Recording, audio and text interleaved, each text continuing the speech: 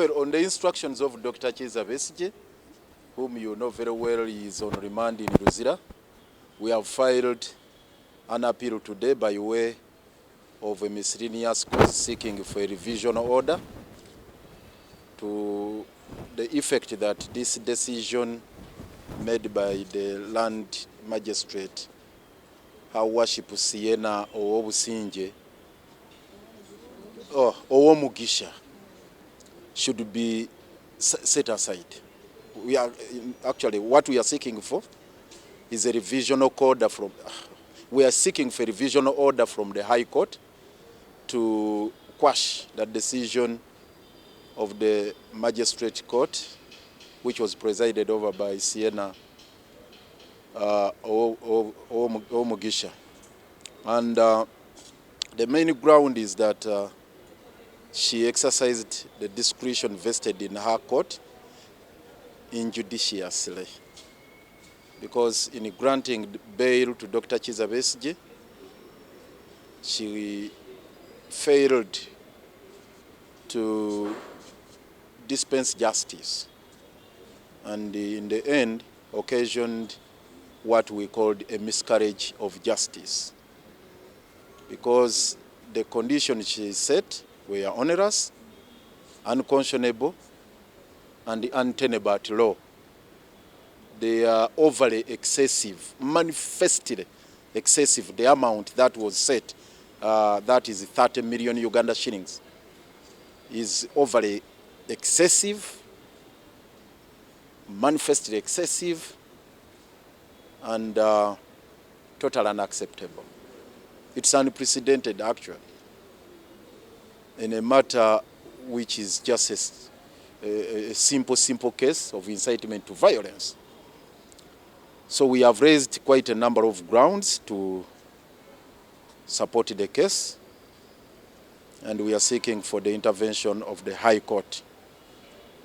We have also indicated that she erred in law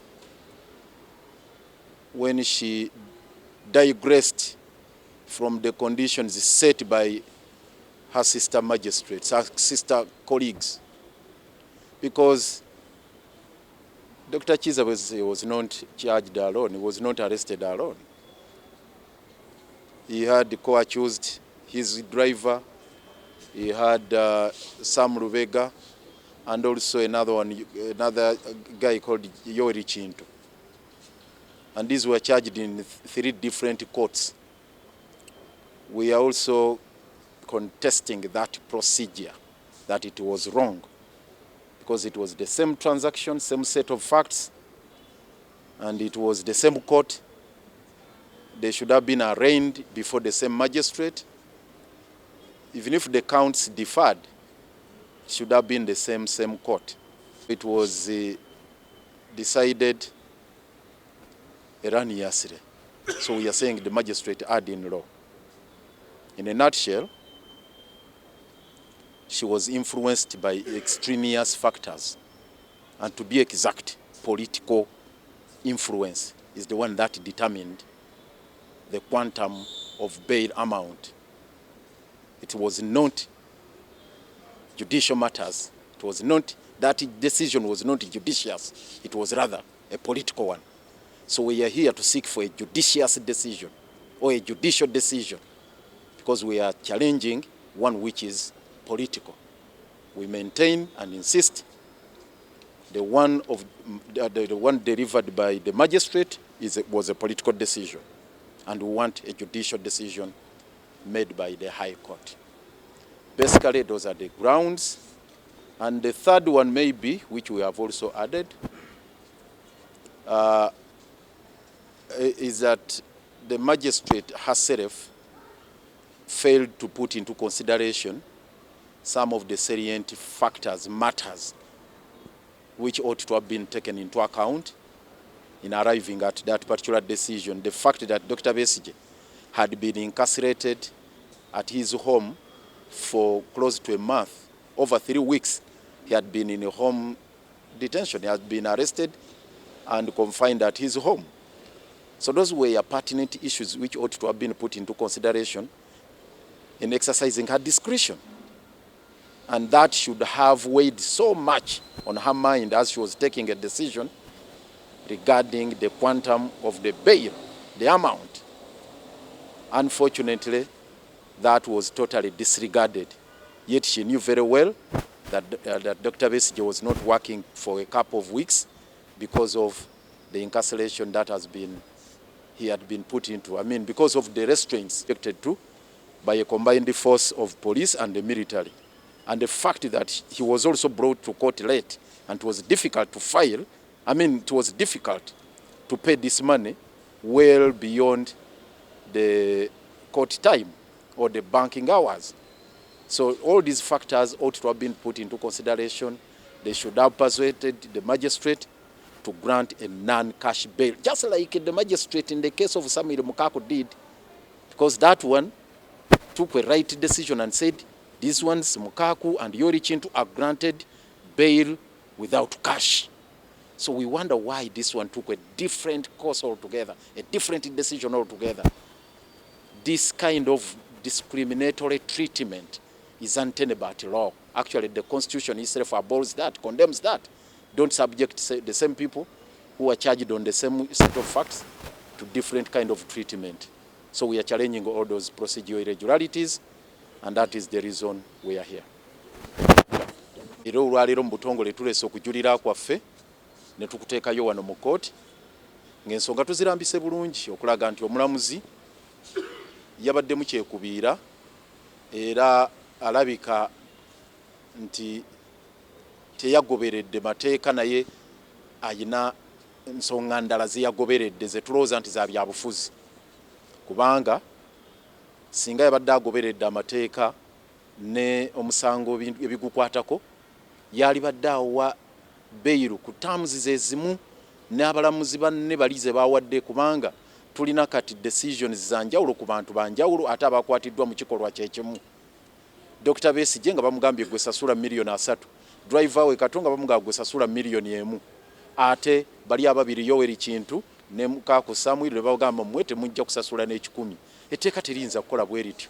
Be bantu bebamu emisango gifaanagana, babakwata mu transactions ezimu, said facts ezimu, mu kooti zezimu ze mubaleeseemu, ate ogambye nti ebibonerezo byanjawulo, I mean nti beiru terms za njawulo. So ekyo tukiwakanya ne sekuwakanya naye mukuba nti omuwendo gu mungi nnyo okusinziira ku kasango, kubanga tutunulidde emisango gyonna egyali gibaddewo ne ssente ezimu ezibadde ezikyali ennyingi zaali miliyoni 2 ze bakyajenga Sewanyana ne Ssegirinnya, naye nga babataddeko capital offences, baali babataddeko terrorism, abetting terrorism, murder, attempted murder, naye era high court nega nti buli omu asasule miliyoni 2 nga nkigambibwa nti kale miliyoni 2 bwe baze basasudde tebajja kudduka, zijja kuba zibaluma.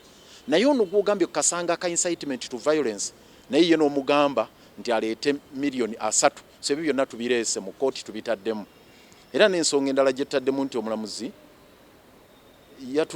yaziimudde ensonga ffe ze tulaba nga za muzinzi ez'okuba nti Dr. Kizza Besigye abadde asibiddwa ewakaawe okumala ebbanga nga takola era ng'atulugunyizibwa. Ensonga zonna twazimwanjulidde, zaali badde era zimuwalirizo ga nti ono abadde takola, abadde asibiddwa ewaka nga atuntuzibwa.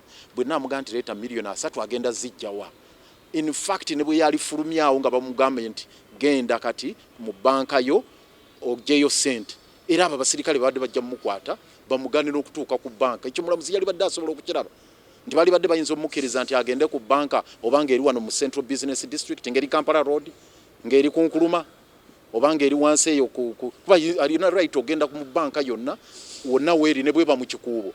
Kakati abakusituka n'abaga nti banka yange eri mu kikuubo, kale kange mu banka yange mu kikuubo, era nga bamukwata nga sente tazijjaayo. So omulamuzi ebyo byonna yali badde asobola okubiraba.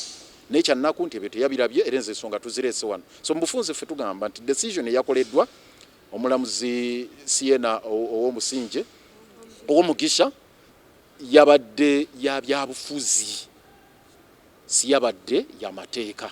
Katuzze wano okwekubira omulanga mu mbuga z'amateeka nga tulowooza nti bano banaatunulira ensonga z'amateeka baleme kuzitundira za byabufuzi, era tubasaba baleme kuba nabo nga batunulira ensonga za byabufuzi nga munnaabwe oli omulamuzi owa wansi ow'Omugisha Siena eyasazeewo okutunulira ebyobufuzi nakola political decision mu kifo ky'okukola judicial decision or a judicious decision. Kati eyo yenjawulo gye twagala ebeerewo. Bano bagambe nti ekiragiro ekyo kifu bwefufululu bakisazeemu bagambe nti Dr. Kizza Besigye ateebwe olw'okuyamba abantu abalala si Dr. Besigye yekka naye n'abalala basobola okuteekebwako embeera efaanana bwetyo. So olwaleero tukakasiddwa nti ebbaluwa eyita fayiro ey'omulamuzi egenda kuwandiikibwa kubanga obuvunaanyizibwa bwa kkooti eno ffe kasita tumala okuleeta okujulira ffe nga bwe tukoze ekiddako kkooti eno kuwandiikira eri kkooti ento oyo omulamuzi siyena bamugambe nti tuwe fayiro eyo yonna bukolokolo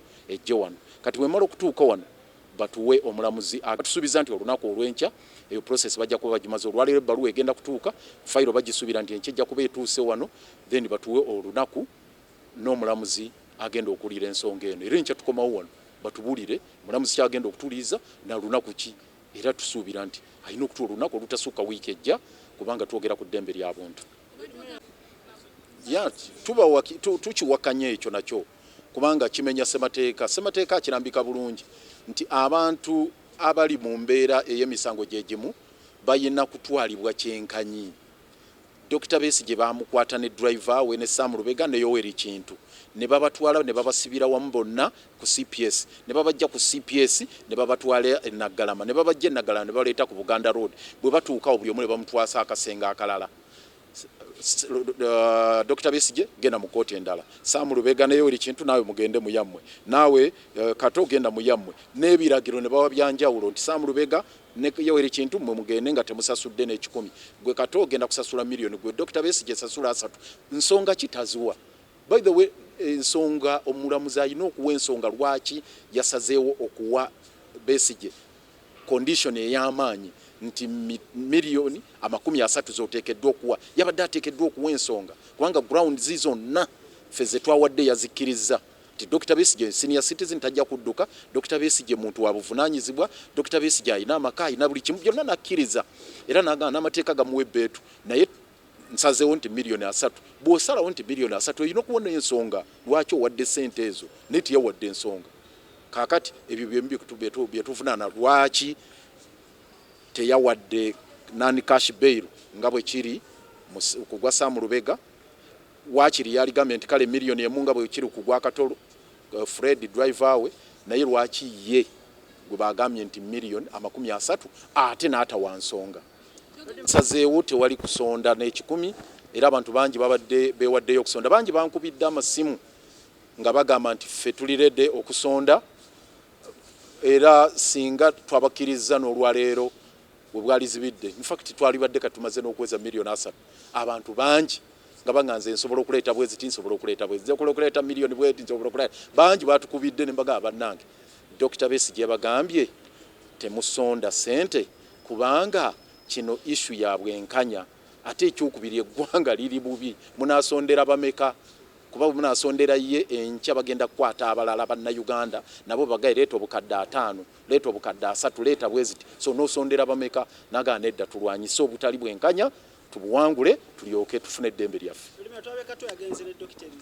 He is strongly opposed to the idea of collecting money from well wishers. There are so many people who had volunteered. There are those who had committed themselves to paying even bigger sums of money. And I'm sure if we had opened up, if we had moved around with a bowl, a kabbo, singa twaisiza akabbo, by now we would have raised that money. But it's a matter of principle. It's a question of justice. And he's saying, no, this is happening to him today. Tomorrow it's going to happen to somebody else.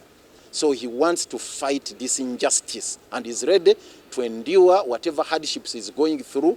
He's ready to languish in Ruzira for whatever period it will take, as long as the matter is still pending here, the appeal.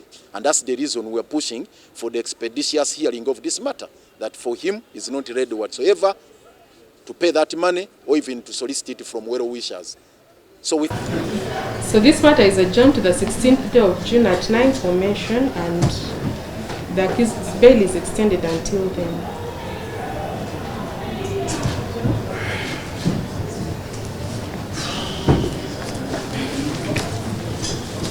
Court is adjourned.